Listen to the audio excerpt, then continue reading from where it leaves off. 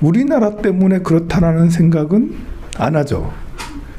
우리나라가 금리가 높게 하는데 결정적인 역할을, 금리가 높게 하는 역할은 별로 하진 않았는데 떨어져야 되는데 떨어지지 않게 이렇게 하고 있는 역할을 톡톡히 하고 있어요. 왜 그런가요? 왜 그럴까요?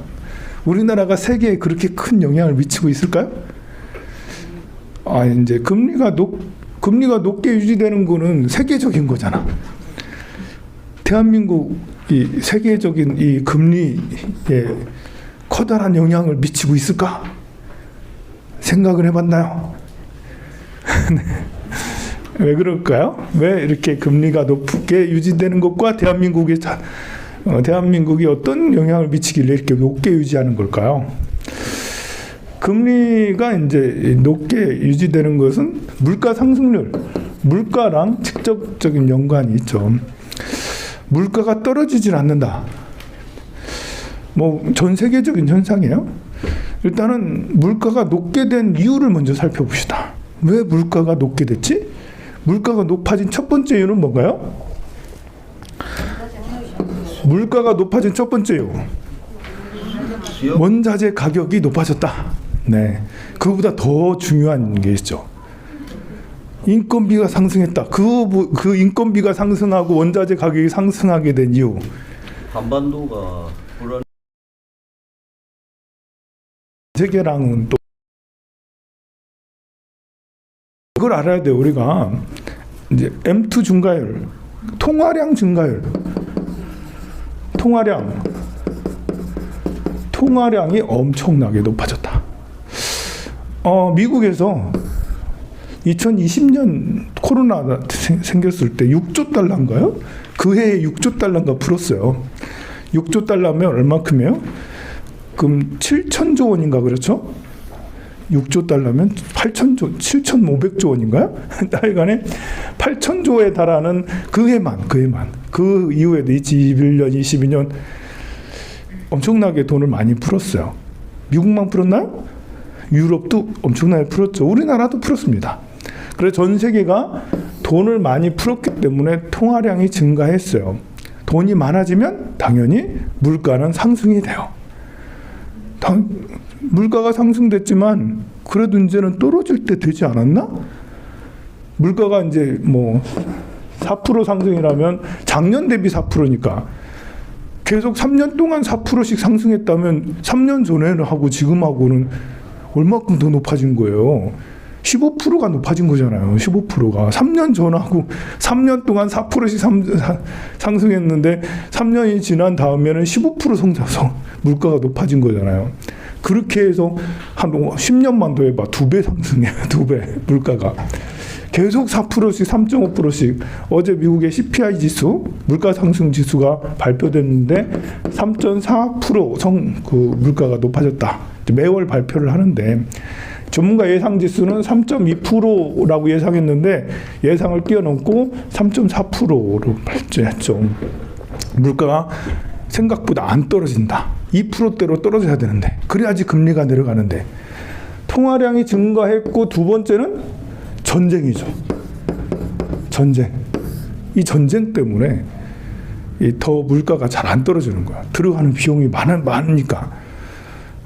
또 이런 등등의 또 다른 것도 있겠죠. 그 말고도 이것들이 이제 물가가 안 떨어지게 하는데, 근데 미국의 물가가 좀 떨어져야 되는데 미국의 물가가 잘 안 떨어지는 거하고 우리나라랑 무슨 관계가 있냐? 미국에서 돈을 푸는데 지금 정부 바이든 정부에 들어와서 IRA 법을 적용했죠. IRA 법은 자기네 나라의 공장, 미국의 공장을 지어달라. 자기네 산업을 우리 이제 미국의 자기 발전을 위해서, 자기 나라 발전을 위해서 우리나라에서 파는 물건은 우리나라 공장에서 나와야 된다라는 이런 것을 기초해서 발표한 법이 IRA 법이에요. 우리나라가 여기에 기여도가 세계에서 제일 큽니다. 우리나라가 미국의 IRA 법에 돈을 얼마씩 부어두냐? 1년에 100조 원씩 1년에 100조 원씩 미국에 투자를 하고 있어요. 공장을 짓고 있어요. 우리나라는 지금 투자를 안 해서, 우리나라는 대기업들이, 중소기업들이 투자를 안 해서 지금 말라 죽고 있죠, 기업들이. 그리고 우리나라는 빚이 엄청나게 높아지고 있어요. 개인도 빚이 높지만 기업도 빚이 엄청나게 늘었습니다. 그런데 그렇게 빚을 많이 지어가지고 외국에 갖다 줬나? 미국에 갖다 줬나? 그렇게 빚을 대출을 많이 해서 미국에 갖다 줬나? SK든 현대든 삼성이든 미국에 투자하지 않는 기업이 없어요. 100조 원씩 3년 동안 300조 원. 자, 이렇게 되면 미국의 일자리가, 우리 이제 뭐 저 평택 같은데 반도체 공장 하나 딱 세우면 도시 하나가 만들어져요. 거기에 뭐 50조 투자 딱 했다 이러면 그냥 일자리 뭐 5만 명 일자리 나오고, 5만 일자리가 5만 명 나오면 뭐 따라다니는 사람 많잖아요. 가족들이 있잖아. 또 인프라 뭐 먹고 살아야 되니까, 뭐 쇼핑도 해야 되니까. 대부분 우리나라에 투자한 그 공장들은 대부분 미국의 중심가는 아닙니다. 굉장히 이제 오지에 많이 가는데요. 오지라더라도 뭐 몇십 조씩 한 기업에서 몇십 조씩 투자하니까 그냥 그 오지에 울산만한 도시가, 울산은 좀 크나? 경주보다 좀 더 큰 도시가 계속 만들어지는 거예요. 그래서 집값이 떨어지질 않아요. 물가 3.4% 발표했는데 이 중에 뭐 기름값이라든지 식료품이나 이런 거 많이 떨어졌어요. 그런 것이 떨어졌으면 다른 것도 떨어져야 하는데, 여기에 제일 기여도가 큰 게, 이거 안 떨어지게 된 게 첫 번째가 집값이에요. 뉴욕의 집값은 평균 월세가 800만 원 정도 된대. 한 달 월세가 800만 원이라고. 한 달 월세가 800만 원이면 도대체 얼마, 어떻게 사는 거? 거기는 연봉이 1억이라도 가난한 사람이에요. 연봉이 1억이라도 가난해. 그 대부분의 미국 사람들은 주택을 보유하기보다는 월세로 사는 사람이 굉장히 많거든요. 코로나 전에 월세로 살았던 사람은 계속 월세가, 아니 전에는 600만 원대였다고, 500만 원, 600만 원 초였다고. 500만 원, 600만 원이 800만 원 올라버린 거예요. 계속 오르고 있어요. 이번에도 집값이 계속 오르고, 주택 월세 또 집값이 계속 치솟고 있는 거예요. 계속 집을, 이렇게 일자리가 많아지니까 그러면 사람이 부족해. 완전 고용률 3.5%인가요? 3.6%인가 그래. 실업률이 3.5%야 세상에. 너무 환상적인 거예요. 완전 고용률인 거예요. 오히려 사람이 부족해서 돈을 더 줘야 돼. 거기서 사람을 쓰려면, 아니 500만 원에 못 써. 600만 원. 아, 나 700만 원 줄게.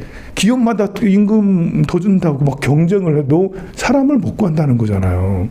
그래서 이 물가 상승률의 가장 큰 기여도는 고용과 집값이거든요. 고용이 좀 떨어져야 되는데 사람이 부족하니까 고용률이 오히려 높아져. 계속. 우리나라는 지금 고용률이 바닥이잖아요. 우리나라 고용률이 높았으면 여기 남아있는 사람 별로 없을 거예요. 지금 여러분들 다 300만 원 준다면 일하러 나가서 여기 오겠어요? 한 달에 6시간에서 8시간 일하는데, 한 8시간 일하는데 300만 원 주면 여러분들 여기 안 있지. 지금 이 시간에 안 있지. 이제 최저로 300만 원 말하는 거예요. 조금 더 하는 사람은 500만 원, 800만 원 주면 안 있지. 야간에 공부하러 오지, 기도하러 오지. 주간에는 돈 벌러 가고. 미국이 그렇다는 거예요. 지금 300만 원짜리 일자리도 없어. 다들 700만 원, 800만 원, 1000만 원 이상이에요. 나와보면. 그렇게 고용이 짱짱하지. 그리고 집값이 계속 오르고 있지. 이러니까 물가 상승률이 떨어지질 않아요. 물가 상승률. 이게 그 기여도가 가장 크거든요.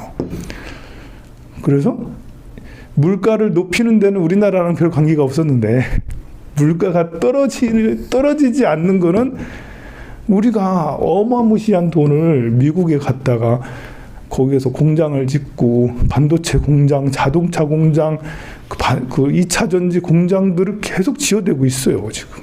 그러니 미국 대통령이 바이든 대통령이 발 뻗고 나와가지고 윤석열 그 캠프 데이비드인가 거기까지 그거 데리고 와가지고 아이고 고맙다라고 이렇게 하는데 우리 대통령 그 이유도 모르고 이제 좋다고 이제 그 노래도 부르고 그래서 이제 그렇게 하고 했는데 막상 우리나라는 지금 우리나라 돈 빼가지고 이러고 하는 거잖아요. 이 300조나 되는 돈 우리나라에 투자해봐. 그럼 미국에서 안 살 수도 있겠지만 그래도 어쨌든 그래도 3분의 1이라도 우리나라에 투자를 했으면 좋지 않았겠나 라는 생각이 듭니다. 그래서 이런 이야기를 하는 건 정부를 비판하기보다는 우리의 상황을 잘 인지하자라는 거예요. 어떤 상황에 우리가 놓여져 있나. 우리 지금 금리가 이제 우리나라 국채 금리가 3.5%죠. 그리고 이제 미국에는 5.5%입니다. 국채 금리가. 시장 금리는 10년 만기 국채가 4.9인가 3.9인가 그렇죠. 10년 만기 국채가. 이렇게 금리가 높으니까 이번에 태형건설 이제 워크아웃 처음 들어봤죠. 워크아웃. 나도 살면서 워크아웃이란 말 들어본 이름이 처음 들어봤어. 그래 워크아웃 신청해서 다행히 잘 마무리가 됐습니다. 사실 이번에 워크아웃은 지금 생기면 안 되는 거예요. 왜냐하면 4월달 총선까지는 어떻게든 틀어막아야 되는 거거든요. 총선까지는 이런 문제들이 생기면 여당에서 불편해. 지금 여당에서 불편해. 어쨌든 아무 문제가 없도록 다 포장을 다 해놔야지 여당에서는 그래도 우리 경제 이만큼 잘 되고 있어요 라고 홍보를 해야 되니까요. 하지만 그만큼 이 경제 상황이 굉장히 어렵기 때문에 막지 못해서 태형건설 워크아웃 이것이 나타난 거거든요. 그렇다면 그 후에 계속 기다리는 건설사들 쫙 깔려 있거든요. 다른 거는 GS 건설도 위험하고 지금 이것도 얼마 전에 그 뭐지 이제 뼈 없는 아파트 해가지고. 그 순살 아파트 해가지고 그 현대건설도 얼마 전에 몇 년 전에 광주 이쪽에 엄청 그랬잖아요. 그런 등등의 건설사 PF들이 계속 문제 터지고 있어요. 그런 것들이 우리 경제 상황을 옥죄고 있다. 그래서 우리가 발등을 찍어서 우리가 지금 이제 그 이자율이 너무 높아버리니까 참 힘든 상황에 빠져 있습니다. 저는 이번에 엊그저께 이제 뉴스를 보면서 야 프랑스가 너무 부럽더라. 프랑스의 새 대통령이 총리죠. 새 총리가 임명이 됐는데 그 89년생이래 세상에. 89년생이 프랑스 총리라는 거야. 야 너무 부럽지 않아요? 이제 30대 중반이잖아요. 30대 중반이 무슨 총리를 해? 여러분의 아들이 지금 몇 살입니까? 제 아들이 수현이보다 한 살만. 네, 그렇죠. 무슨 수현이 아들 같죠 아직? 자, 애 같아. 우리나라는 30대는 취급 받아요. 근데 거기는 그 프랑스는 총리를 하고 사실 그 처음이 아니에요. 마크롱은 77년생인가 그래요. 2017년 당선됐어. 마크롱 대통령은 아직도 40대예요. 30대 후반에 대통령 당선이 됐어요. 과연 우리나라는 30대 30대 대통령이 나올 수 있을까? 여러분들 나올 수 있을 거라고 생각하나요? 네. 왜 못 나올까요? 투표자가 고령자가 많아서. 네. 사실 우리나라에 이제 이렇게 직업적으로 우리가 이제 뭐랄까 사회 진출 연령이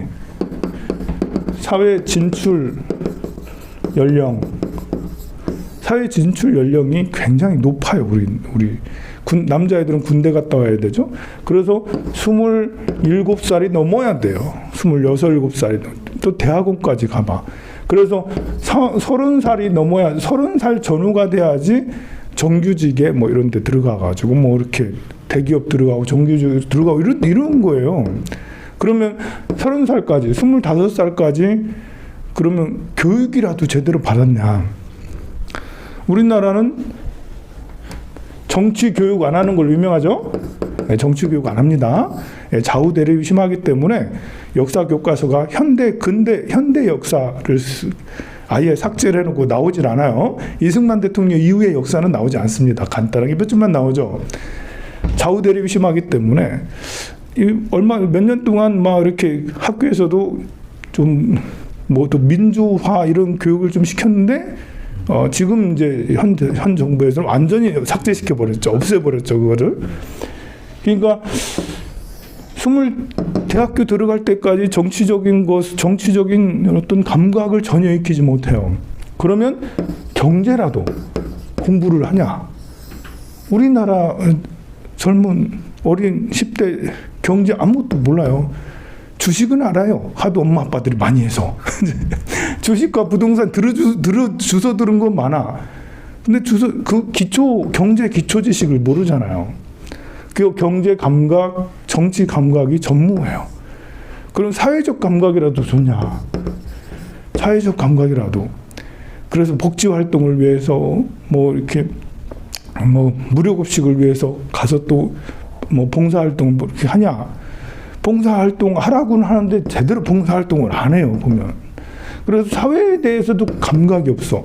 얘들이 25살 때까지 대학에 들어가서도 옛날에는 이제 60년대, 70년대생은 대학에 들어가면 사상교육을 받거든요, 선배들한테. 그래가지고 주체 사상도 교육도 받기도 하고, 이제 어쩌다 보니까 노동교육, 사회교육 다 받아, 이제. 동아리처럼 이렇게 해가지고. 그래도 막 밖에 나가서 농성하고 이렇게 했잖아요. 근데 90년대 중반 이후로는 그런 게 사라졌어요. 그래서 25살 때까지는 정치, 경제, 사회에 깜깜해. 이제 그러다 보니까 30살이 돼도 어리숙한 거죠. 어리숙해. 우리는 이제 대한민국 사람들이 우리가 굉장히 똑똑하다고 생각을 하고 있는데, 전에도 얘기했잖아요. 우리나라가 GDP가 35,000불인 이유는 GDP가 굉장히 높은 거예요. 세계적으로 보면. 인구 5천만 명 이상 된 나라가 3만 불 넘는 나라는 세계에서 7개 나라밖에 없어요. 그중에 7번째가 우리나라예요. 그 진짜 G7 나라는 우리나라인 거 맞아요. 5천만 명 이상, 3만 불 이상 되는 나라는 7개 나라밖에 없다니까요. 그 대단히 엄청나게 경제력이 좋지만 이 3만 5천 불을 만든 거는 머리로 만든 게 아니에요. 머리도가 좋아서 한 것도 있겠죠. 우리가 반도체, 자동차, 그 선박 이런 것들을 수출로 해서 우리나라가 성장했으니까 머리가 나쁘면 이걸 반도체도 못 만들고 자동차도 못 만들겠죠. 하지만 그것이 우리나라 전체를 이끌기보다 전체를 이끌고 가지만 일부 다가 아니고 우리나라 인구의 대부분이 아니고, 그리고 이들도 자동차, 선박, 반도체는 어쩔란가 모르겠는데 자동차, 선박은 노동 시간으로 하루 종일 일하고 잔업해야지. 현대차 돈 많이 받는다 하지만 잔업 안 해봐. 정규 시간만 해봐. 엄청 일합니다. 그 빼면 그렇게 안 많아요. 잔업하고 특근하고 이래 하니까 노동 시간을 높여서 임금이 3만 5천 불이 되는 거예요. 그러니까 노동 생산성이 굉장히 낮은 거예요. 외국의 유럽 사람들은 일주일에 5일 근무 45시간? 45시간 일해서 4만 불, 5만 불 이렇게 만들어요. 우리나라는 52시간이 뭐예요? 현대차 52시간 안 합니다. 70시간, 80시간 이렇게 일해서 68시간 이렇게 일해서 3만 5천 불을 만든 거예요. 그러니까 노동 생산성이 굉장히 낮은 거죠. 그래서 우리는 이제 잘못 알고 있는 게 참 많다. 교육이나 이런 것들이 많이 바뀌어야 된다라고 생각을 해요. 이번에도 이렇게 보면 이게 정치에 들어가는 소모가 이 정치 이런 것들 때문에 대한민국이 완전히 바보가 돼가고 있어요. 정치를 경제도 그렇지만 정치를 정치에서 다 감추는 거거든요. 진실을 드러내지 않아. 진실을 드러내지 않고 권력을 가진 사람들이 일방적으로 언론을 조작하고 언론을 만들고 그래서 사람들을 모두 눈과 귀를 가려버리게 해요. 그래서 진실을 못 봐 보면. 우리 옛날에는 김대중이 빨갱이인 줄 알았다고. 모두 다는 아니지. 많은 사람들이 빨갱이인 줄 알았어요. 지금도 그래 생각을 해. 김대중은 빨갱이라고. 모르겠어요. 빨갱이인지 아닌지는 모르겠어요. 그러나 저는 인간 김대중을 보자는 거지, 인간 김대중으로서 그의 행적을 보면 빨갱이 행적을 했나? 아니, 북한하고 잘 지내는 게 햇볕 정책이 빨갱인가요? 저는 그렇게 생각하지 않아요. 여전히 나는 북한하고는 형제국가고 적국이라고. 대한민국 헌법에는 북한을 주적으로 기록이 돼 있어요. 우리나라 헌법에는 북한은 이렇게 그 나라도 아니고 도적대처럼 우리 땅을 영토를 그냥 자기들이 그 영토를 도둑질을 해가지고 머물러 있는 거야. 대한민국 헌법에는 대한민국은 한반도를 비롯한 그 도서 지역을 대한민국 영토로 규정하고 있거든요. 그래서 북한의 김일성 자손들이 갖는 것은 괴뢰 정부고 그건 나라가 아니고 그냥 도적질을 해서 그냥 거기 우리 그 땅을 훔쳐서 살고 있다라고 이렇게 하고 있고 주적은 북한이다라고 돼 있어요. 저는 그렇게 생각하지 않아요. 그 북한도 이제는 엄연히 나라고 유엔 가입돼 있고 우리가 자유롭게 왔다 갔다 해야 될 경제적으로 서로 잘 지내야 될 또 정치적으로 그냥 형제처럼 통일되면 좋지만 통일은 못 되면 그냥 위에 적국을 위에 우리가 싸워야 될 대상 전쟁할 대상하고 같이 있으면 힘들잖아. 왜 그렇게 살아요? 그러니 나는 북한이 자멸하기를 바라고 있잖아요, 다들. 우리가 어렸을 때부터 북한 망한다 했어. 여러분들 어렸을 때부터 북한 망한다 그런 말 맨날 들었잖아요. 근데 지금 50년 지나도 어렸을 때 그렇게 들었던 그 말 지금 봐도 안 망하고 있어. 뭐지? 그러면 앞으로도 50년 후에도 안 망할 확률 많잖아요. 망할 확률보다 안 망할 확률이 높아요. 그런데 우리는 계속 북한이 망하길 이렇게 생각하는 사람들이 많이 갖고 있고 우리가 열심히 이렇게 경제 생활을 높이고 이렇게 하면 우리가 압박을 가하면 계속 북한이 망할 거다라고 생각을 한단 말이에요. 저는 동의하지 않아요. 북한이 잘 살아야 된다고 생각해요. 북한이 경제력이 2만 불, 3만 불 넘어가야 된다고 생각해요. 지금 10,000불도 안 되죠. 3,000불도 안 돼요. 2,000 몇백 불. 1년 이제 총 1인당 GDP가 2,000 몇백 불이라니까요. 2,000불도 안 되는가 그래. 1,000 몇백 불이요. 세상에. 우리는 35,000불인데 얘들은 2,000불도 안 되고 있는 거예요. 뭐 먹고 사나 몰라. 그렇게 춥고 굶주리고 그렇게 하는 사람 위에 있으면 옆집에 생각을 해보세요. 옆집에 여러분들이 노숙자 비슷해가지고 시커매가지고 이렇게 늘 총 들고 칼 들고 다니고 괴롭고 이렇게 있는 사람 옆집에 살아봐요. 없어요. 나랑 비슷한 사람 사는 게 좋아. 나는 북한이 그래 되면 좋겠어요. 그래서 우리는 정치적인 걸로 진실을 가려버려요. 이번에 그 이재명도 마찬가지잖아요. 아무도 몰라 사람들이. 이재명이 테러 당했거든요. 그래서 그날 병원 갔다는 거 알아. 근데 이제 그 목에 잔인한 얘기를 하면 좀 그렇지만 우리도 진실은 알아야 되잖아. 목에 이렇게 그 칼을 찌르는 거는 보통 사람이 할 수가 있는 일이 아니에요. 잘 생각해 보세요. 여러분들이 원한이 있으면 배나 등이나 이런 데를 푹 찌르고 미안합니다. 이러지 목을 생각을 해서 딱 조준해서 이거 확률이 굉장히 어렵거든요. 이러면 이거는 특수훈련을 받았다라는 거예요. 목에다 이렇게 좀 이상하네. 목에다 넣으려면 그것도 정확하게 딱 넣으려면 굉장히 정확했단 말입니다. 순식간에 팍 들어왔단 말이에요. 여러분들 동영상 안 봤죠? 동영상 보면 네, 이게 이제 정확하게 찍힌 동영상이 많이 있어요. 그 당시 유튜브들, 언론사들 다 찍고 있었거든요. 정확하게 찍힌 것도 있어요. 그러고 보면 깜짝 놀래요. 갑자기 날아올라서 팍 찍어. 하는 사람이 얼마나 많이 연습을 했는지 계속 연습을, 그 동작만 연습을 했다라는 거잖아요. 그래서 정말 세게 돌아서 팍 찔러버렸단 말이에요. 그 칼도 굉장히 날카로운 칼이에요. 과도가 아니에요. 그게 들어갔는데 이제 안 죽은 게 너무 신기하고 그렇죠. 그런데 그때 그렇게 테러 당했을 때 피도 정말 많이 흘렸어요. 누워가지고 한 20분 동안 구급차 기다렸잖아요. 그 사이에 피를 이제 지혈한다고 엄청 노력 많이 했는데 피도 많이 흘렸다고요? 근데 이제 이재명 떠나고 나서 30분 만에 경찰들이 와가지고 다 닦았어. 그 현장을 본래 어떤 사건이 일어나면 현장은 보존하는 게 원칙이잖아요. 그리고 현장 청소는 본래 경찰이 하지 않아요.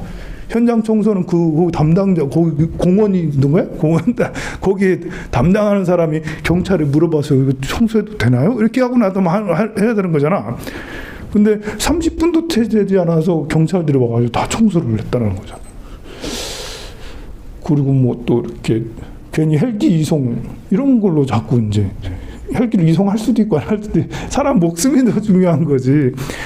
등등의 이 사람이 또 8쪽인가요? 굉장히 긴 장문의 이것들을 쓰고 했다는데 그것도 공개하지 않고 궁금하단 말이에요. 도대체 무슨 이유로 그랬는지. 그리고 이 정도 되면 사실 이제 이거는 내가 이재명 팬이고 이런 거 관계없어요. 우리나라의 가장 주요한 정치적 인물이에요. 야당의 총수죠. 당대표고 총수면 우리나라 국가서열상 대통령 다음에 국회의장 그리고 대법원장 그 밑에 이제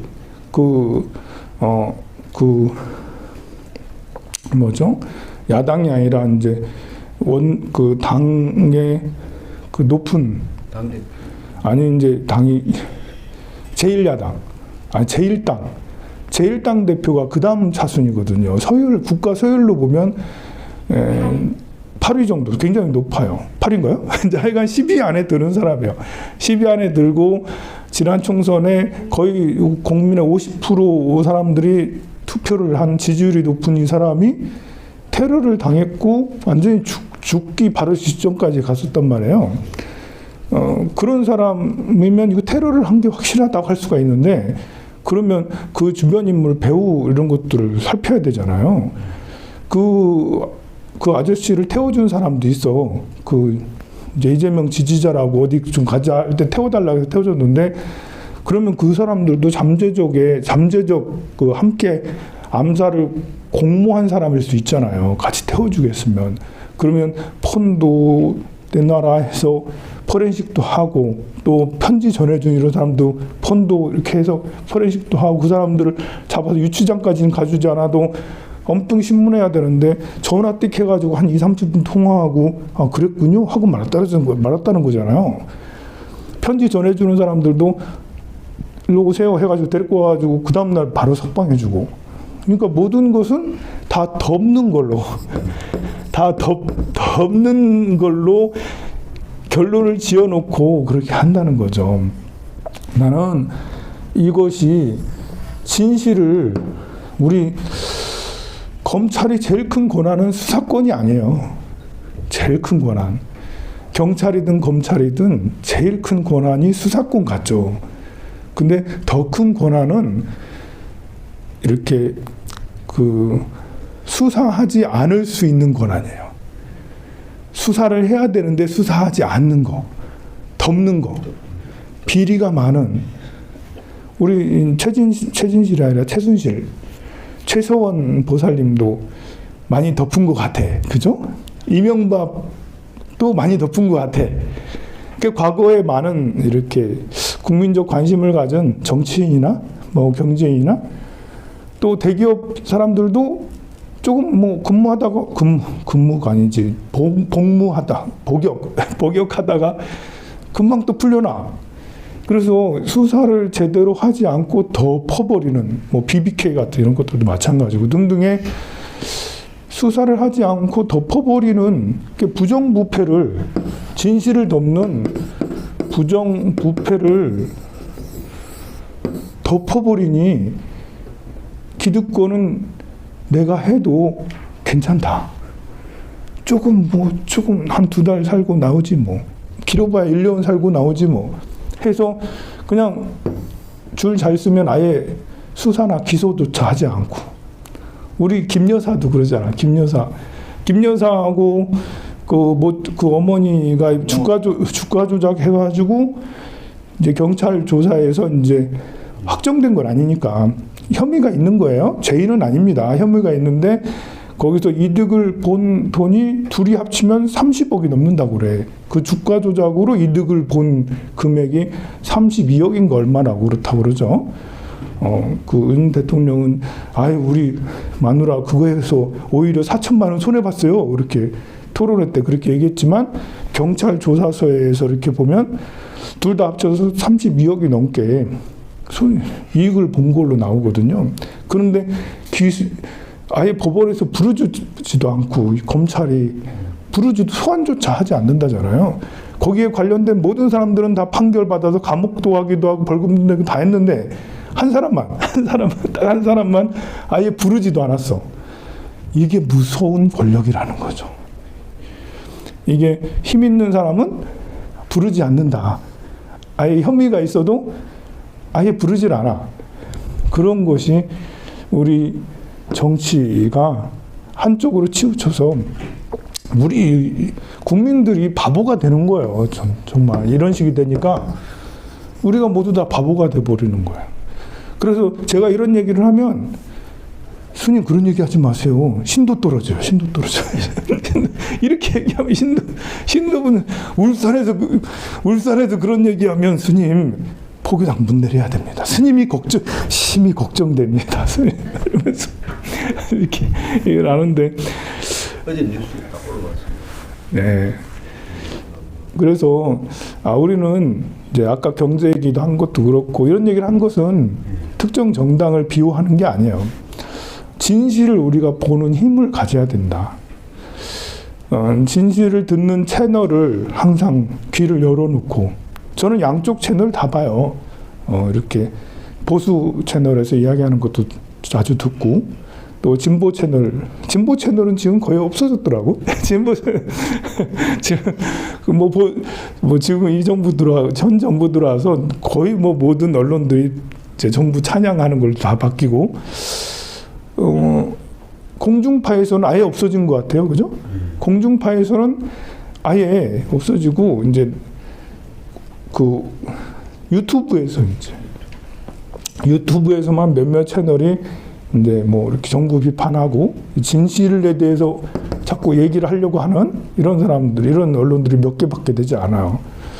그러니 텔레비만 보고 있고 신문만 보고 있으면 엊그저께 이재명 또 나왔대? 멀쩡해서 나왔대? 말도 하대? 보통 목 찔리고 하면 말도 못하고 거의 중환자실에서 있을 줄 알았더니 멀쩡하게 걸고 나와가지고 얘기도 하고 이거 통합의 정치 어쩌고저쩌고 이렇게 또 말하더라고요. 야, 이러면 이제 모든 사람들이 저 사람 별로 안 다친 거다. 대부분 사람들이 별로 안 다치고 그냥 살짝 긁혔는갑다. 이렇게 또 생각을 하고 그렇습니다. 그리고 또 아무리 이런 얘기 해봐야 알아듣고 하는 사람이 없고 오히려 반대하고 스님이 좌파 스님이네 이러면서 명진 스님하고 똑같네 이런 좌파 스님이라고 울산 바닥에서 좌파 스님 났네 이러면서 네, 그거 아니고요. 지금 현실이 그렇습니다. 네. 스님 말씀이 맞습니다. 네. 그리고 좌파 거사님. 지금 뉴스 좌파를 잘 보거든요. 네, 어쨌든 우리 불제자들은 지혜와 자비를 근본으로 삼는 사람입니다.